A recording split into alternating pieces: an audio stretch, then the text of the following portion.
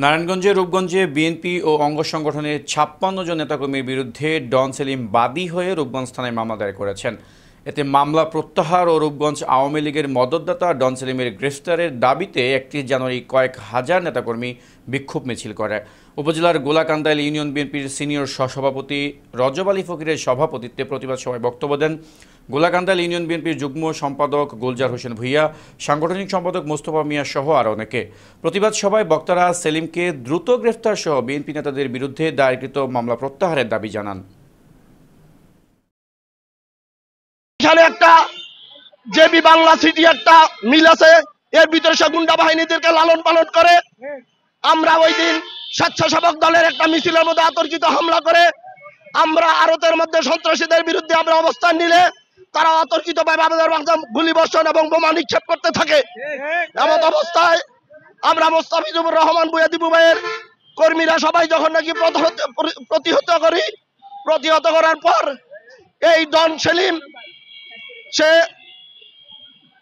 আমাদের বিরুদ্ধে একটি মামলা দেয়। সেই মামলার প্রতিবাদে আমরা আজকের এই কর্মসূচি। আমাদের বিএনপির নামে, অঙ্গ সংগঠন নামে, সব দলের নামেই উনি মামলা দিচ্ছেন। উনি ভাবে নাই যে রূপগঞ্জে কোনো বিএনপি আছে। এই আওয়ামী লীগ সন্ত্রাসী কইরা বিগত দিনেও ব্যবস্থা করছেন এবং আবার নতুন করে বিএনপিরে জ্বালানোর জন্য, এই কষ্ট দেওয়ার জন্য যারা যারা আপনার এই 17 বছর পরিশ্রম করছে। দীপু ভাইয়া কি জিনিস?